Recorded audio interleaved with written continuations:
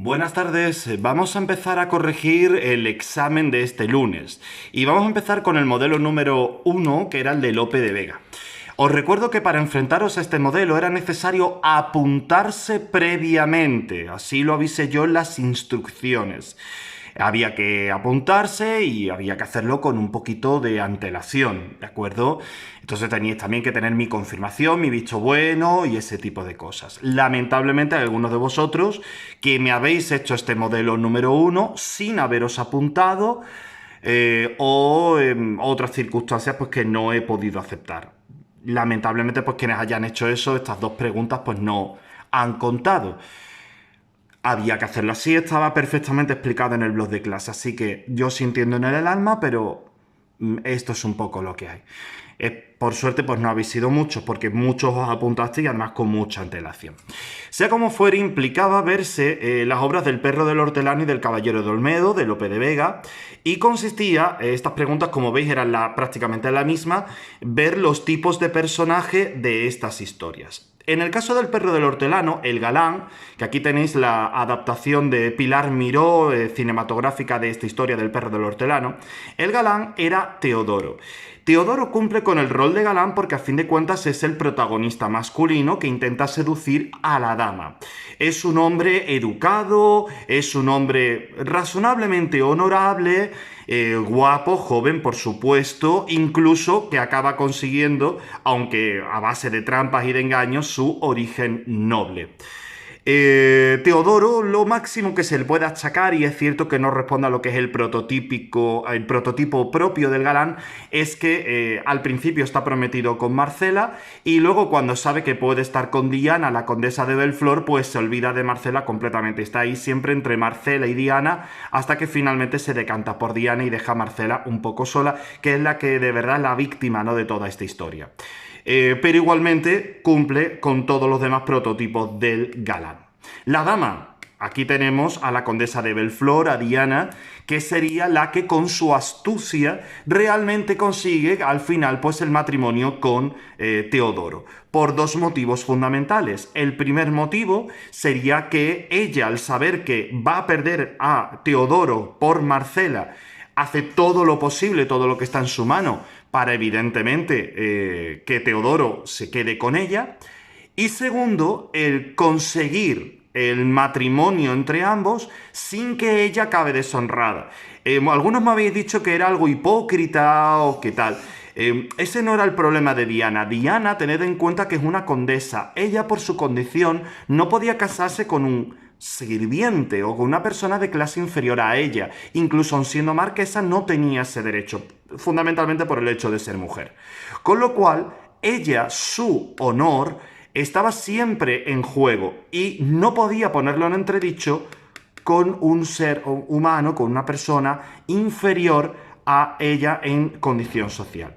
Una vez que ellos son de la misma condición social, sobre todo una vez que él le confiesa a ella que en realidad él no es noble ni nada de nada, que ha sido todo un engaño, ella es lo suficientemente inteligente como para decir: mira, yo te quiero a ti, tal como tú eres, a mí no me importa que seas noble, pero las apariencias las tenemos que mantener, así que la mentira queda entre Tristán, tú y yo, y se acabó.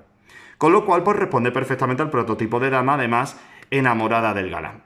Los contragalanes eran los otros dos nobles, eran Ricardo y Federico, que pretendían la mano de Diana. Son contragalanes porque son seres mezquinos, que se demuestra cuando mandan a asesinar a Teodoro, al saber que es la amenaza mayor, y también son cobardes, hasta el punto de que ellos no son los que matan directamente a Teodoro, pudiendo hacerlo, sino que contratan a un asesino, y además su cobardía también se demuestra cuando, en el momento en el que ellos dos se casan, pues digamos por vergüenza o por otros motivos, al final acaban apadrinando los matrimonios de Marcela y de Tristán. Con lo cual, en ese sentido, pues se ve que son además un poco tontorrones. Son efectivamente los contragalanes más claros. El criado gracioso, evidentemente, era el sirviente de Teodoro, Tristán. Gracioso porque muchos de los momentos cómicos de la obra los protagoniza él. Y segundo, porque realmente es él, con su astucia, con su picaresca, la que consigue que Teodoro, por un lado, sea adoptado por el noble, al hacerle creer que es su hijo perdido, y por otro lado el que consigue que ellos dos se casen, dado que ni Teodoro tenía la solución para el problema, ni tampoco lo tenía Diana. En cuanto al Caballero de Olmedo, teníamos algún que otro rol más. El rol del galán lo asumía Don Alonso, que es el Caballero de Olmedo, ¿no? El protagonista indiscutible de la historia, que además cumple con todos los estereotipos del galán. Es decir, no solamente joven, guapo y de alta cuna, sino que además también es un hombre honorable, valiente, servicial, bien educado. Es un caballero perfecto. De ahí que la dama, doña Inés, se enamore de él. Es lógico. La dama, por supuesto, hace todo lo que está en su mano también para poder estar con el galán. De hecho, en el acto segundo de la obra, o la jornada segunda, finge que quiere ser monja para que su padre, que es una de las dos figuras de autoridad que hay, ¿vale? Su padre no la case con el contragalán Don Rodrigo. La dama, por tanto, finge querer ser monja y querer recibir una formación eclesiástica, lo que consigue a través de Tello, del que ahora hablaremos, ¿de acuerdo? Así que pues ahí tenemos estos dos roles bien claros. El contragalán, Don Rodrigo. Don Rodrigo se ve como una persona carente de honor, por eso es el contragalán. Se ve claramente cuando el galán, Don Alonso, le salva la vida. Pero don Rodrigo, en vez de mostrarse agradecido y apartarse de la lucha por la mano de la dama, que sabe que tiene perdida frente al galán, lo que hace es emboscarlo de noche con superioridad numérica y matarlo. De ahí que al final pague por su crimen. Otra vez es un noble que abusa de su condición y de su poder frente a otro noble, todo se ha dicho, para conseguir sus propósitos. Criadas, pues se podían entender varias. Estaba Ana, la criada de doña Inés, que efectivamente pues, cumple con ese rol. Pero también podríamos hablar de doña Leonor, la hermana de la dama. Leonor podría haber cumplido con este rol aún no siendo una sirviente, porque tened en cuenta que es la confidente de doña Inés y la ayuda en absolutamente todo. Con lo cual, aún siendo una persona de alta alcurnia, a pesar de ser una mujer noble, podía actuar como criada. También Fabia, la alcahueta, ayudaba a los amantes durante toda la jornada primera, con lo cual se podía considerar como tal. Figuras de autoridad había dos. La primera sería el padre de doña Inés, que es el guardián celoso de la honra de su hija y que vela por ella, y por otro lado estaría el rey Juan II, el cual al enterarse del asesinato del galán, inmediatamente castiga al contragalán y a todos sus cómplices, demostrando así que es la encarnación de la justicia divina en la tierra.